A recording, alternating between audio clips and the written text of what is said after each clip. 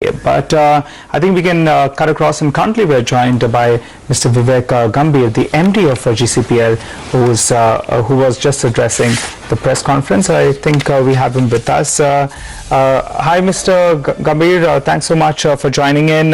Clearly, what really stood out in these numbers were your margins at around 19.5%. Even for the year, there was a big improvement over there. What's the sustainability of this, and do you expect your ad spends to revenues ratio to continue to decline at around the 9.5%? Thank you very much. I think we have been quite pleased with our overall performance for the year, where we've delivered both very strong volume growth along with significant improvement in profit growth as well. As far as ad spends are concerned, what we look at is total marketing investment, and total marketing investment consists of advertising, consumer promotions and trade promotions. So on the whole, we try and match the business with about a 20% marketing investment. Within that, you will see fluctuations across ads versus promotions, but by and large, we feel very confident that we will be able to sustain this kind of spend going forward next year. Also launch a series of very exciting innovations, and through better overhead control management, we should be able to deliver profit growth that will either be in line or if not ahead of sales growth. Okay, so profit growth in FY17 to be in line with revenue growth, if not better. But Mr. Gambhir, while your point about strong volume growth is taken, this quarter we've seen aggressive promotions, especially in your soaps division, as a result of which, while your domestic volume growth is 9% year on year, your value growth is only 6.5%. Is that a trend that will continue even in the coming quarter? If you could help us with that. Clearly, if I look at our volume growth for the year, our volume growth with offers was 11%, whereas our volume growth without offers was 9%. So to that degree, only 2% of the growth came from offers. Now, the intensity of offers is really a function of the commodity prices, and so particularly in the soap sector, which, as you know, is fairly dependent on palm oil derivative prices. So if palm oil prices go up, then we could see more value-led growth going forward. If not, you could still see a certain amount of intensity as far as promotions are concerned, particularly in the soap market. But the flip side is, it does lead to better profit growth. And so as long as you're driving demand and delivering profit growth, I think it's not a bad idea to focus on volume growth for the industry. All right, Mr. Gambhir, but let's talk about international operations then. That I think constitutes close to around 40-45% approximately of your total revenues. Good bump up there coming in from Africa, more than 25% growth over there. Is that sustainable? Even Latin did quite well, 25 to around 30% you're getting on these kind of markets. Do you believe the sustainability will be in question, or do you think you can keep up this rate?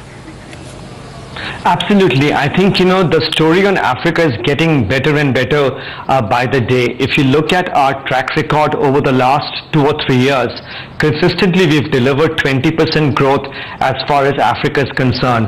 We have a new acquisition, Strength of Nature, which we've acquired in the US. As we leverage those products in the African market, as our business gets scale, as our teams get more seasoned, you will see significant growth opportunities in Africa. So we feel very confident that there might be a little bit of quarterly volatility in Africa, but by and large, the Africa story has just begun, and we see tremendous growth opportunities going forward. Similar to Africa, I think you will continue seeing a lot of growth in a Latin America business, and even in Indonesia, where the macroeconomic situation has been very unfavorable, in an environment where the FMCG sector has been growing at negative rates, our team delivered 13% growth last quarter. So internationally, I think we are feeling very good in terms of our ability to further scale up and drive growth in the business. Okay, so basically all your international geographies, whether it's Indonesia, Latin America, Africa, will be driving growth in FY17. So in Q4, you had a constant currency growth of about 18% in your international business. Is that a growth rate that's sustainable, or you think you can even better it? The hope would be to, better it. I think certainly, we have the brands, we have the innovation, we have the team, and we have the distribution in place to be able to further build on this growth. A certain amount of this does depend a little bit on macroeconomic conditions, but if macroeconomic conditions improve, we feel very optimistic to better this growth. Okay, so you will better the 18% constant currency growth seen in the international business next year. What about your low-cost inventory? How much of that are you carrying, just to get a sense of what your gross margins could look like in the coming 2 quarters? Typically, the largest component of our inventory that we hold is palm oil derivatives, and we have covers for the next 3 or 4 months. So as far as gross margins are concerned, I think we are looking okay for the next 1 or 2 quarters. We'll have to see how the situation pans out in the second half of the year. The situation, as you know, is extremely dynamic as far as palm oil is concerned, and a little bit also depends in terms of the outlook for value-led growth. And so to the extent that you might see some price-led growth return in the second half of the year, that will, I think, dictate a little bit in terms of how gross margins move up. For the next couple of quarters, we're looking okay. Still question marks on the second half of the year. All right, Mr. Gambhir, all the best then for the upcoming year, upcoming quarter as well. And let's hope that FY17 is even better than what we saw in FY16. Thanks so much for joining in. By the way, a quick check on the Nifty though. We are seeing a bit of a pullback from the low point of the day. I think Grasim has moved quite well.